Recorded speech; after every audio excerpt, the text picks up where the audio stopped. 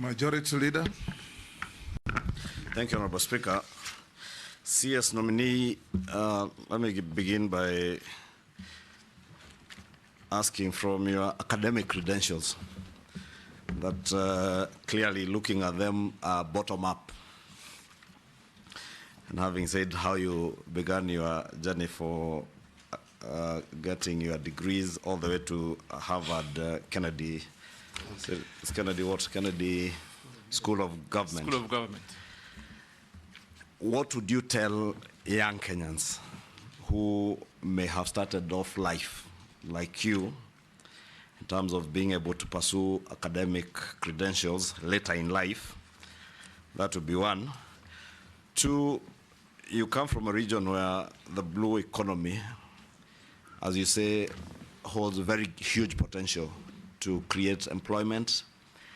And I'm sure probably from your research you may have known that there have been efforts by the government since 2015, 2016 to try and get Kenyans to work in the Caribbean, but have had problems accessing visas to travel through the US.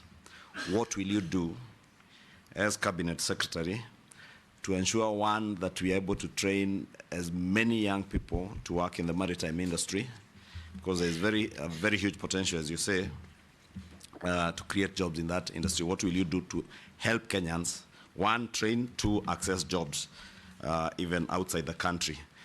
The other question would relate to the mining docket. There is a lot of unregulated and unlicensed and what would be tantamount to illegal mining around the country.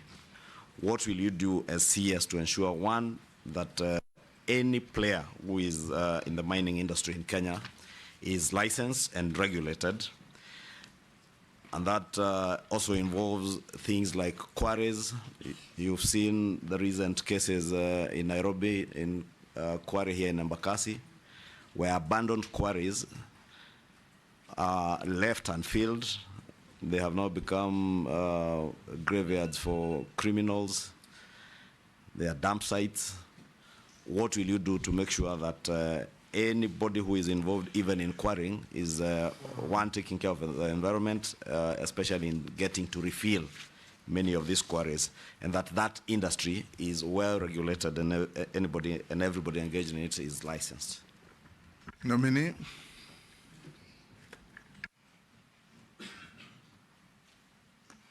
Mr. Speaker, I would have been completely surprised if I was not asked the question of education. Yes, Jeanette. Okay. Let me add something. We can, no, go on and ask your question. Oh, okay. Take those two. Yeah, Mr. Speaker, I want to ask the nominee two questions. The first one, Mr. Speaker, just to add to what the majority leaders asked, this issue of the education background. Mr. Speaker, I think the nominee needs to, he has alluded to that now he's in the Kennedy School of Government at Harvard. We want to ask him to clear this matter, because this matter, it comes up during elections and goes down after elections.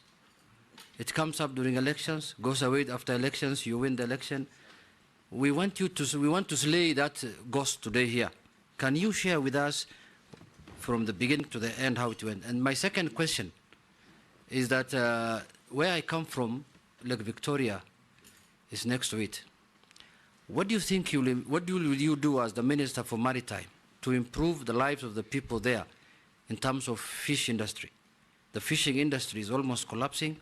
What programs do you think you will put in place to make sure that livelihoods are supported there by the people who are doing the fishing business or fishing in the Lake Victoria area? Chair, maybe since he had begun answering that one on academic credentials, besides what you would say CS nominee to young Kenyans, and from what Jeanette is saying, it's clear that many people who serve in public office suffer certain prejudices from Kenyans regarding the academic credentials and all that in your past. Probably you can contextualize that in that. I am certain there are many Kenyans who are surprised that you can even converse in English. There are many who are asking how you would be able to be vetted. I understand. You cannot converse in English. I understand, Mr. Speaker, and I must first of all say it is almost normal for people to cast doubt of Wapwanis. Sometimes, and Owen Bai and Mishi Boko probably will bear me witness. But we can and we are as qualified as any other Kenyan. Now, Mr. Speaker, I want to walk you through my educational journey and where I drew my inspiration. More than what you did? No. To respond to the question, Okay. I want to walk you through how I achieved what I achieved, and I'll continue to achieve. With brevity. Without a doubt. Mr. Speaker, first of all, I want to mention that I drew my inspiration from one Professor Ali Mazrui.